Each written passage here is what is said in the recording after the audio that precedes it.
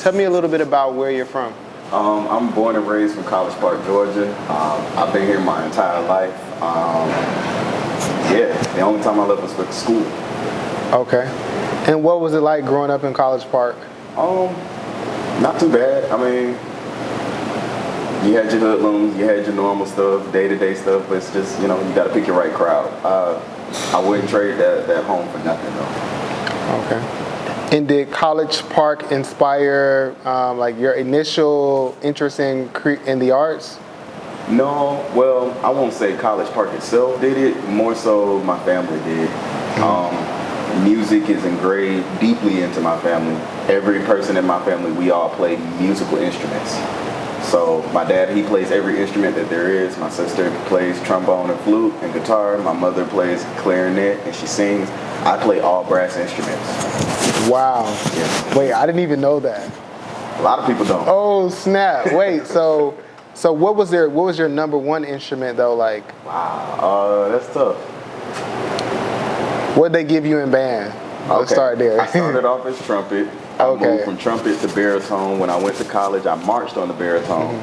But my favorite instrument to play is the trombone, simply because of its versatility. Okay. And did your parents, did they do music professionally? Yes, my dad had taught music in APS for over 34 years. Same with my mom. She kind of, back in the day with gospel quartets, she organized those and helped those to get to where they used to be at the time. Oh, so you just born into it? Born into it. Homegrown all the way into it. Okay. Couldn't run from it if I wanted to. And so was music something that your parents like forced on you, or was it like, I'm already around this environment, so? I was in the environment for it. So, I mean, it was never forced. It naturally came to me. The first time they knew that I would be something in music was when I was a little child. They would always tell me that I had perfect pitch. They would play a note on the piano and I could hum it instantly or tell you exactly what note that is that you're playing. Not a lot of people have that talent. So it's always there. And at what point did you begin to DJ? Like, when did you move from playing trombone to? Man, the DJing came about like 3 years ago, and it has been a journey. It's been quite the journey. I wouldn't trade it for nothing. I kind of like got tossed into it. My first board was like that big, literally, and I started off DJing through silent headphone groups around the city. That allowed me to open up my mind to what different genres of music that people enjoy, as well as certain styles of DJing. It's very fun. And so why did you decide to DJ instead of become a musician with one of the instruments that you were classically trained in? Simply because of money. Well, I won't say just because of money, but money was the main focus. You make an insane amount more money producing, engineering, mastering, mixing music. And that's just how the business is. Okay. And so in addition to DJing, you're also producing? Indeed. Okay. And so you didn't see yourself like, I don't know, in the middle of like Carnegie Hall, like getting down on your trombone, like, which would have been a vibe. At one point in life I did. Like, when I went to school for music education with a concentration in musical therapy. I wanted to be the nearest high school band director and eventually college band director. There's a lot of politics in that. There's a lot of other stuff in that. So, like I said, the engineering side of music is much more profitable for a legacy, I'll say.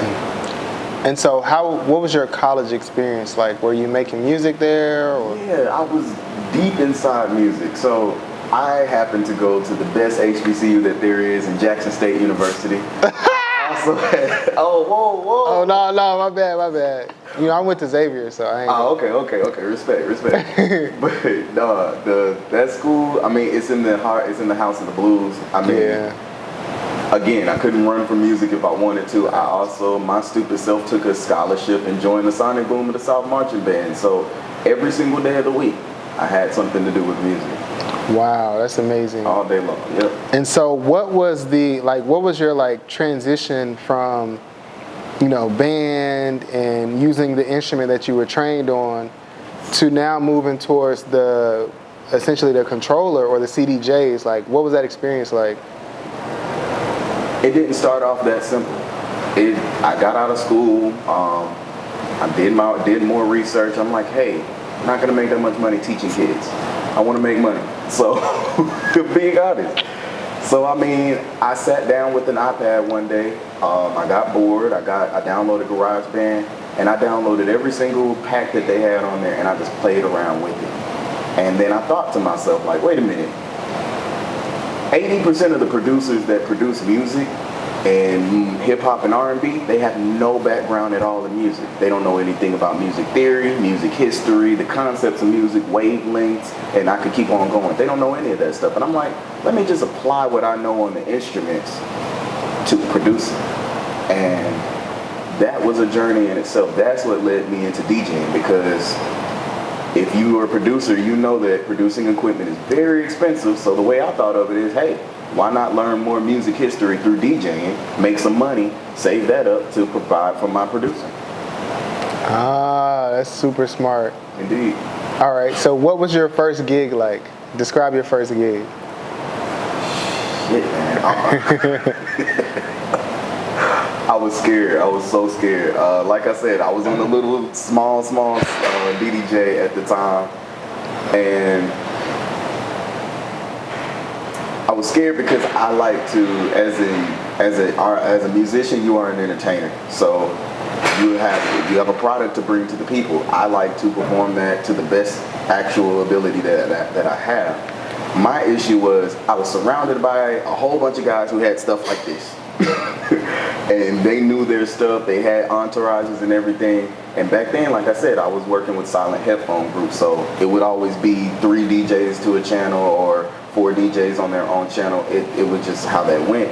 And it was literally a competition, who could get the most heads in the room. So I found myself at an event downtown Atlanta, and at the time, I did not know what I was doing. I just knew, hey, I know all the music I know. They don't know the music I know. And I'm just playing and I'm mixing. And at the time, I had the red channel on the headphones. When I looked up, there were maybe about like 15 or so red heads. I put my head down for the next 45 minutes. I looked up again, the entire room was red. Hey, facts. Quite the experience. Okay. And so it seems like your early foray into DJing was successful, right? Were there any challenges though, or was it, you know, you already knew music, so it was kind of easy to? There were plenty of challenges. I had to humble myself even more than I already was. So by that I mean,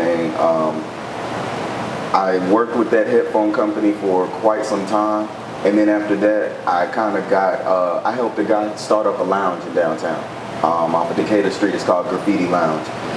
At the time, it was like, okay, this is cool. This is kind of cool.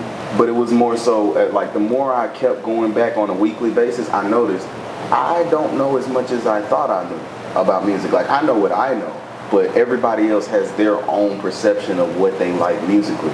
So it allowed me to get more exposure. Okay, this group of people like this amount of these kinds of songs. This group of people like those kinds of songs. And it also taught me the right times to play certain songs, which is very important as a DJ.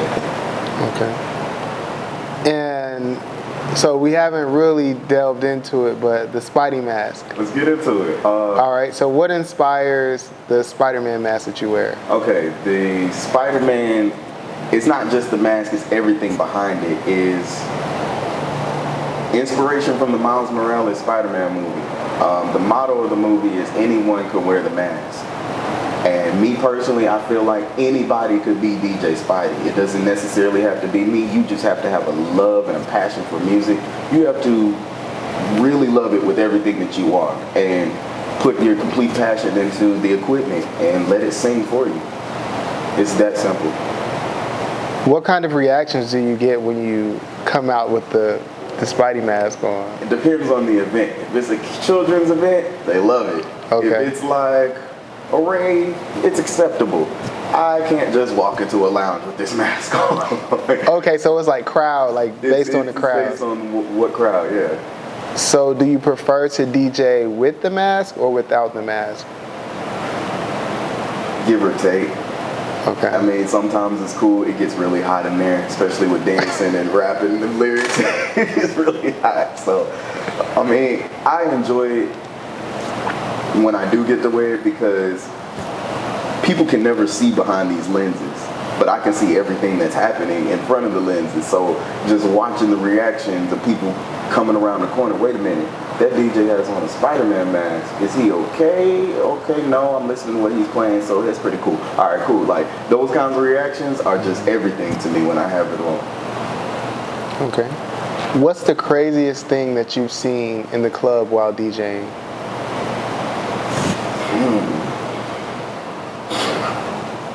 Or something that just made you like go like, yo, what? I did an independent artist showcase, and one of the artists that performed, when they got a hold of the mic, they immediately let everybody know in the entire establishment that they were on drugs. Nah. Speakers are all the way as loud as they could be. Wait, did you try to cut it down? I didn't. It happened so fast. You know what I mean? And I didn't have control over that specific mic. So I'm standing there. I look at my promoter, and he's just like face palming, and I'm just like, no way, this is real. The manager of the establishment just came into the room, and I'm like, this is not a good look. How was the performance though? The performance itself, it was good. It was good. Believe it or not, it was really good. It had a lot of energy. So I'll give it that. So for someone who is seeking to become a DJ, would you advise them to go on the path that you did in terms of like going to college for music? Or would you say start from just go out there after high school? To be honest, if you want to be a DJ, you do not have to go to school to be a DJ. Don't let anybody tell you otherwise. For anybody that wants to go to school for music, education, engineering, producing, management, whatever that is, you have to dedicate the rest of your life to that. That's not referring to these DJs. If you want to be a DJ, my best advice to you is get in your mom's backseat and download everything that comes on the radio. Because if it's on the radio, that means it's on a chart somewhere. If it's on a chart somewhere, that means there's a certain number of thousands of people that are listening to that song. The more good songs that you develop in your catalog, the deeper your catalog is, the more versatile you will be as a DJ. Now you're able to play at homecoming events, you're able to play at high school dances, you're able to play at weddings, you're able to play at bar mitzvahs, quinceañeras, you're able to go to lounges, clubs, strip clubs. The options are endless based off of your networking and the catalog of music that you have. Don't look at the equipment and think that you need $1,000 controllers to make it happen. I started on a controller that is literally $200 at Walmart. It's called the Pioneer DDJ 200. If you think I'm lying, look it up. Seriously. And so has DJing, because you essentially like you work in the nighttime, correct? Yeah. Or no? Has your work as a DJ impacted any of your personal relationships? Yes. Yeah. There's a lot of people who become my friend because they think they're going to get easy access to a lot of the things that I have access to. There's a lot of situations where in my personal life, some friends and family members will realize like, hey, I'm eating up almost all 24 hours out of the day through my day job and working at night as a DJ. They don't necessarily care for that.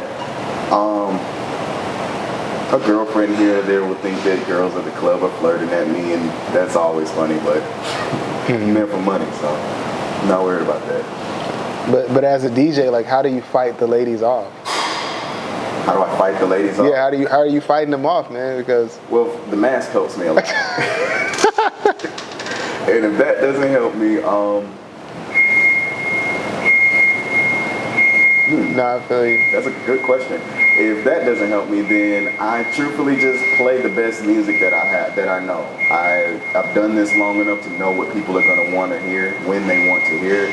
That keeps people out of my face. I don't like people running up to me in the booth. That's irritating. Right, telling you to play this song, that song. That's so irritating. Not it. So your parents are professional musicians.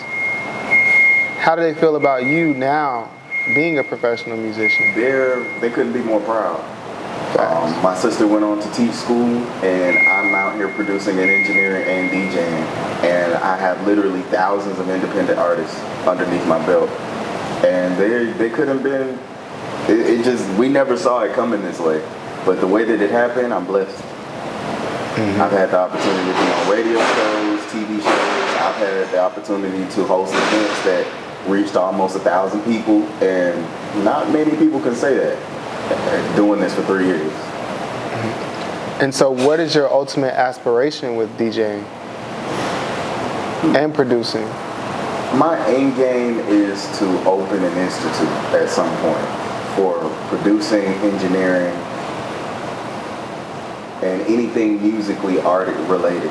So just to give like a platform for where artists can come in and we can have a section of it dedicated to just guys working on cover art. We can have photographers come in and work on art shoots and photo ops on artists and producers and DJs. We can have DJ clinics where DJs can come in and learn from guys who've been doing this for 30 plus years or 40 plus years. We can have a producer workshop where we can have the best equipment available so that producers can come and, get their work done in a safe environment and an environment that's also creative and receiving. It's not many places like that, especially in Atlanta. Okay. If you had to give one piece of advice to a person who's never DJed before, or who essentially just wants to be where you are today, what would you say to them?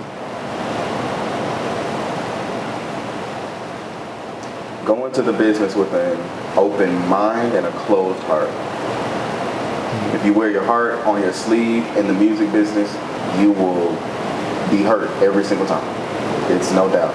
But if you have an open mind and actually hear what the people around you are telling you, or visualize what the people are doing when you are in the middle of your craft, you will know everything you need to work on.